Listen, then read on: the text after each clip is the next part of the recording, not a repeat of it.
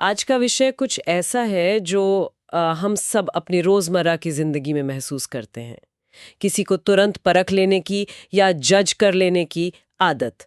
अरे कल ही की बात है, मैं गाड़ी चला रही थी और किसी ने बहुत बहुत बुरी तरह से कट मारा।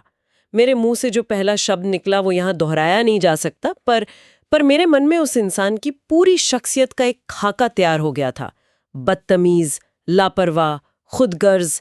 लेकिन आज जो जरिया हम देखने वाले हैं उसे पढ़ने के बाद मुझे लगा कि शायद मैं ही गलत थी। हाँ, ये एक बहुत ही आम अनुभव है।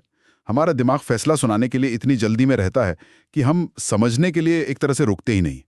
और आज की हमारी चर्चा का मिशन भी यही है, ये समझना कि हम लोगों के बारे में राय बनाने में इतने तेज और उन्हें समझने में इतने सुस्त क्यों हैं। हमारे पास जो जरिया है वो इस मानवीय प्रवृत्ति की जड़ तक जाता है और इससे बाहर निकलने का एक बहुत ही सीधा रास्ता भी दिखाता है। तो चलिए इसी बात को खोलते हैं। इस मटेरियल की जो सबसे पहली और गहरी बात मुझे सोचने पर मजबूर कर गई वो ये थी कि हमारा दिमाग आखिर इस तरह से काम करता ही क्यों है। मतलब समझने में मेहनत लगती है, पर किसी को जज करना इतना आसान और स्वाभाविक क्यों लगता है? इसकी वजह हमारे दिमाग की बनावट में ही छिपी है। हमारा दिमाग हमेशा ऊर्जा बचाने की कोशिश करता है और इसके लिए वो क्या कहते हैं, शॉर्टकट लेता है। किसी के बारे में पूरी जानकारी इकट्ठा करना, उसके हालात को समझना, इसमें बहुत दिमागी ऊर्जा लगती है। जबकि एक झटके में उसे किसी खांचे में फिट कर देना, अच्छा, बुरा, घमंडी, बेवकूफ। हाँ, बेवकूफ, ये बहुत आसान है। और यहीं पर इस जरियत में दी गई आइसबर्ग या हिमखंड की मिसाल वो बहुत काम आती है। हाँ, ये वाकई कमाल की मिसाल है। इसने तो मेरा देखने का नजरिया ही बदल दिया है। बिल्कुल, ये मिसाल कहती है कि किसी इंसान का जो व्यवहार हमें दिखता है, उसके शब्द, उसका गुस्सा, उसकी खामोशी, वो उस हिमखंड का सिर्फ ऊपरी 5% हिस्सा है। वो हिस्सा जो पानी के ऊपर है और सबको नजर आता है। लेकिन असली कहानी यानी बाकी 95% तो पानी के नीचे छिपी है। और उस 95% में क्या क्या है? उस 95% में उस इंसान का संघर्ष है, उसका दर्द है, उसकी असुरक्षाएं हैं, उसके पुराने जख्म हैं। वो खामोश लड़ाइयां हैं जो वो हर रोज लड़ रहा है और जिनके बारे में हमें कोई खबर तक नहीं। हो सकता है जिस सहकर्मी ने आज मीटिंग में आपकी बात काट दी, वो रात भर अपने बीमार बच्चे की वजह से सोया ना हो सकता है जिस दोस्त ने आपका फोन नहीं उठाया वो डिप्रेशन से गुजर रहा हो। सही बात है। लेकिन हम प्रतिक्रिया किस पर देते हैं? उस छोटे से 5% पर। और यही सारी गड़बड़ शुरू होती है। आपकी बात सुनकर मुझे वो ट्रैफिक वाली घटना याद आ रही है। मैंने उस ड्राइवर को 5% के आधार पर बदतमीज मान लिया। मैंने ये सोचा ही नहीं कि उस 95% में शायद कोई मेडिकल इमरजेंसी हो सकती है। शायद वो किसी अपनी को बचाने के लिए अस्पताल भागा जा रहा हो। ये एक बहुत बड़ा अंधा धब्बा है हमारी सोच में। और ये शॉर्टकट इसी खतरनाक है क्योंकि ये हमें सच से दूर ले जाता है और रिश्तों में जहर घोल देता है। हम किसी की खामोशी को उसका अहंकार मान लेते हैं, जबकि हो सकता है वो अंदर से टूटा हुआ हो। हम किसी की ना को उसकी दुश्मनी समझ लेते हैं, जबकि शायद वो अपनी सीमाओं की रक्षा कर रहा हो। जो सतह पर दिखता है वो अक्सर पूरी कहानी नहीं होती और ये बात हमें बार बार खुद को याद दिलानी पड़ती है। ठीक है, तो हम ये दिमागी शॉर्टकट लेते हैं क्योंकि ये आसान है। लेकिन इस आग को हवा देने वाली और क्या चीजें हैं? जारियत में आजकल की पीढ़ियों, खासकर जेनजी और मिलेनियल्स के बारे में खास बात कही गई है, वो क्या है? हाँ, यहाँ एक बहुत दिलचस्प अवलोकन है। इसके मुताबिक आजकल जानकारी हासिल करने का हमारा पसंदीदा तरीका सीधा संवाद नहीं बल्कि दूसरों से चुनी सुनाई बातें हैं। हम लोगों के बारे में उनसे बात करके नहीं बल्कि उनके बारे में सुनकर अपनी राय बनाते हैं। और ये जेनजी और मिलेनियल्स में ज्यादा देखा जाता है, शायद इसलिए क्योंकि वो एक ऐसे डिजिटल युग में बड़े हुए हैं जहां दूसरों की जिंदगी की कहानियां हमें उनकी अपनी जुबान से नहीं बल्कि दूसरों के पोस्ट, कमेंट्स और कानाफूसी से मिलती हैं। ये तो बहुत अजीब बात है। मतलब जिस इंसान से सच पता चल सकता है, हम उसी को छोड़कर पूरी दुनिया से उसके बारे में पूछ रहे होते हैं। पर ऐसा क्यों है? क्या ये सिर्फ आलस है या इसके पीछे सीधी बात करने का कोई डर छिपा है? मेरे ख्याल से दो बातें हैं। एक तो जैसा हमने कहा, ये आसान रास्ता है। किसी के बारे में गॉसिप करना या सुनना किसी नतीजे पर पहुंचने का सबसे तेज तरीका है। लेकिन दूसरी ओर ज्यादा गहरी वजह है टकराव का डर। किसी के पास जाकर सीधे पूछना, मैंने तुम्हारे बारे में ये सुना है, क्या ये सच है? या तुम्हारा व्यवहार मुझे अजीब लग रहा है, सब ठीक तो है? इसके लिए हिम्मत चाहिए, है ना? इसमें एक खतरा है कि सामने वाला बुरा मान सकता है या हमें कोई ऐसा जवाब मिल सकता है जिसे हम सुनना नहीं चाहते। और इसी डर की वजह से हम अंदाजों की दुनिया में जीते रहते हैं। बिल्कुल। और इसी संदर्भ में इस जरियत की एक लाइन सब कुछ बयां कर देती है। Communication solves everything, assumption destroys everything. यानी संवाद सब कुछ सुलझा देता है और अंदाजा सब कुछ खत्म कर देता है। जब हम अंदाजा लगाते हैं तो हम असल में अपने दिमाग में एक फिल्म बना रहे होते हैं। उस फिल्म के लेखक, निर्देशक और हीरो हम खुद होते हैं, और दूसरे इंसान को हम अपनी कहानी के हिसाब से विलन या साइड कैरेक्टर का रोल दे देते हैं। वो इंसान असल में कौन है, उसकी अपनी कहानी क्या है, ये पूरी तरह से नज़रअंदाज हो जाता है। ये अंदाजे वाली फिल्म वाली बात, अरे वाह, ये बहुत सही है। और ये फिल्म अक्सर एक हॉरर फिल्म होती है जिसमें हम हमेशा सबसे बुरे नतीजे की कल्पना करते हैं। अगर बॉस का ईमेल थोड़ा सख्त है तो हम सोचते हैं मेरी नौकरी खतरे में है। ये नहीं सोचते कि शायद वो आज बहुत तनाव में है। सही पकड़ा। अंदाजा लगाना एक दीवार खड़ी कर देता है, जबकि संवाद एक पुल बनाता है। और ये सिर्फ निजी रिश्तों में नहीं, बल्कि दफ्तरों में, समाज में, हर जगह होता है। एक गलत अंदाजे की वजह से टीमों में दरार पड़ जाती है, अच्छे से दोस्त अलग हो जाते हैं और परिवार टूट जाते हैं। अंदाजा एक ऐसा धीमा जहर है जो भरोसे की नींव को खोखला कर देता है। ठीक है, तो हमने समस्या को समझ लिया, उसकी जड़ को भी देख लिया। हम अंदाजों पर जीते हैं, सीधा संवाद नहीं करते। ये तो समस्या हुई, पर क्या ये जरिया हमें इस चक्रव्यूह से बाहर निकलने का कोई रास्ता भी सुझाता है? क्योंकि सिर्फ ये कहना कि जज मत करो या बात करो काफी नहीं है। ये करना बहुत मुश्किल है। क्या कोई प्रैक्टिकल तरीका है? हाँ, और यही इस जरियत की सबसे खूबसूरत बात है। ये सिर्फ समस्या बताकर छोड़ नहीं देता, बल्कि एक बहुत ही सीधा साधा 4 चरणीय फॉर्मूला देता है, एक तरह का एक्शन प्लान, कि जब आप खुद को किसी को जज करते हुए पाएं तो आपको असल में क्या करना चाहिए। अच्छा, ये सुनने में दिलचस्प लग रहा है। क्या है ये फॉर्मूला? इसका पहला कदम है टॉक, बात करो। इससे पहले कि आपके दिमाग की फैक्ट्री कोई कहानी बनाना शुरू करें, इससे पहले कि आप कोई फैसला सुनाएं, बस उस इंसान से बात करने का इरादा बनाएं।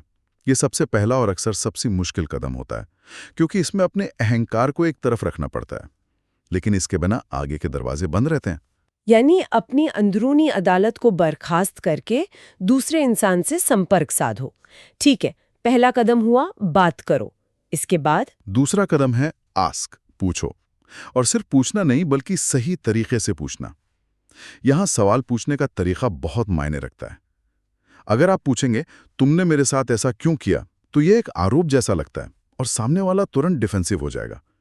लेकिन यह जरिया हमें कुछ बेहतर सवाल सुझाता है, जैसे क्या तुम ठीक हो, क्या कुछ हुआ है, या मुझे अपनी तरफ की बात बताओ। वाह, इन सवालों में छिपी ताकत साफ दिख रही है। ये सवाल उंगली नहीं उठाते बल्कि हाथ बढ़ाते हैं। ये कह रहे हैं मैं तुम्हें अपराधी नहीं मान रही, मैं तुम्हें समझना चाहती हूँ। ये एक दीवार बनाने की जगह एक दरवाजा खोलते हैं। बिल्कुल। ये सवाल कहते हैं कि मैं तुम्हारी परवाह करता हूँ। ये बातचीत को टकराव से हटाकर सहयोग की दिशा में ले जाते हैं। अब आता है तीसरा कदम, जो शायद सबसे कठिन है। लिसन, सुनो। कठिन क्यों? सुनना तो आसान लगता है। सुनना आसान है, लेकिन वाकई में सुनना बहुत मुश्किल है। अक्सर हम सुनने का सिर्फ नाटक करते हैं। जब दूसरा इंसान बोल रहा होता है तो हम असल में उसकी बात नहीं सुन रहे होते, बल्कि अपने दिमाग में अपना जवाब तैयार कर रहे होते हैं। हम सिर्फ अपनी बारी का इंतजार करते हैं।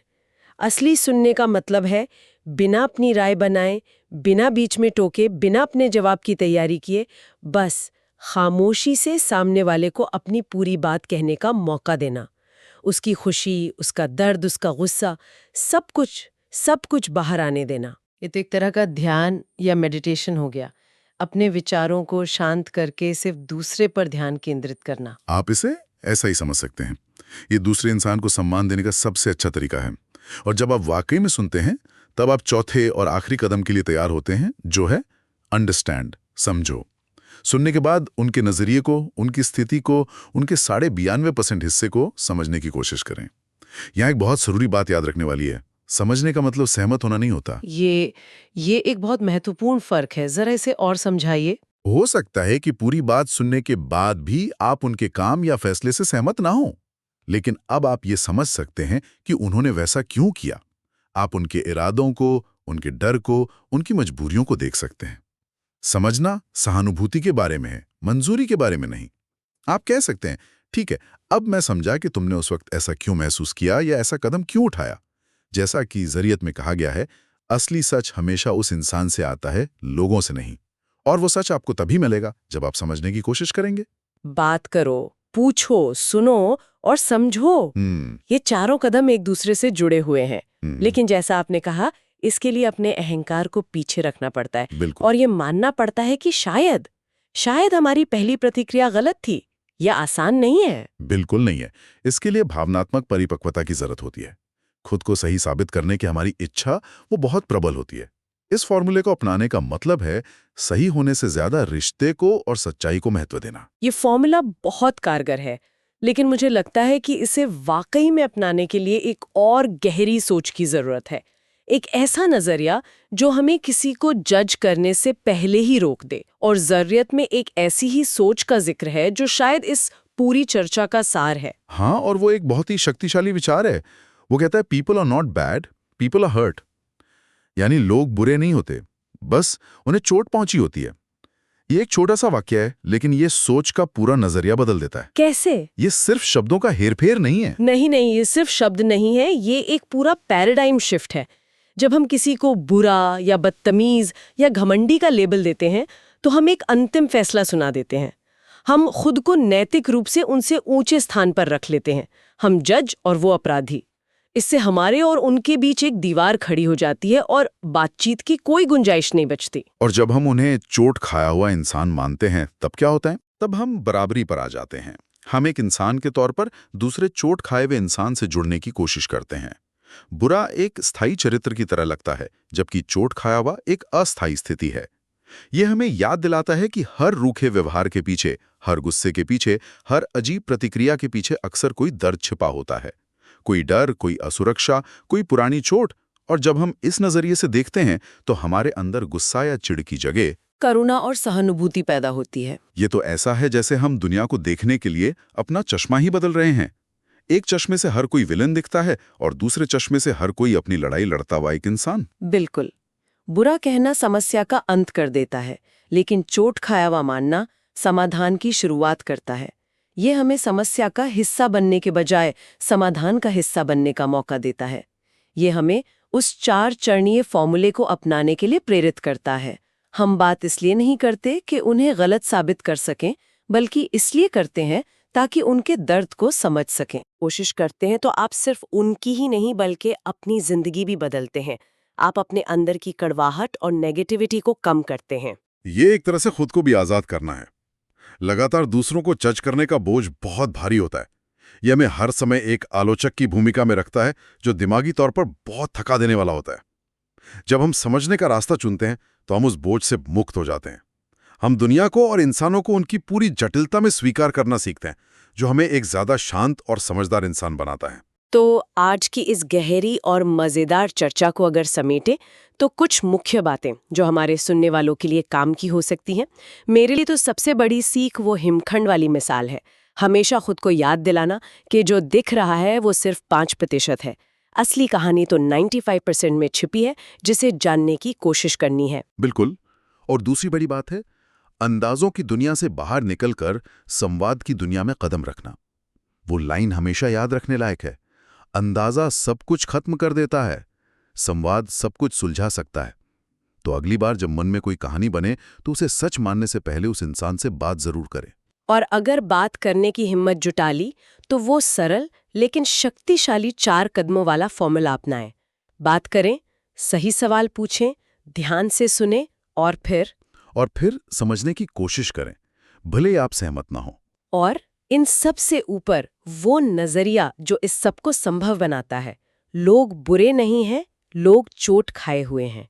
इस एक सोच को अपनाने से ही हमारे अंदर गुस्सा कम और करुणा ज्यादा होगी और हम बेहतर तरीके से जुड़ पाएंगे। ये वाकई एक बहुत ही व्यवहारिक और गहरी सोच है, जिसे हम सब अपनी जिंदगी में उतार सकते हैं। और अंत में एक विचार छोड़ जाते हैं जिस पर गौर किया जा सकता है।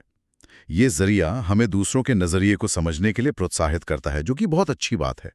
लेकिन तब क्या किया जाए जब किसी का व्यवहार या नजरिया सिर्फ चोट की वजह से नहीं, बल्कि वाकई में हानिकारक या गलत हो? समझने की कोशिश करने और अपनी खुद की सीमाओं और मूल्यों को बनाए रखने के बीच वो महीन रेखा, वो कहाँ खींची जाए? सहानुभूति और जवाबदेही में संतुलन कैसे बनाया जाए? ये एक ऐसा सवाल है जिस पर शायद हम सबको अपनी अपनी जिंदगी में सोचना होगा।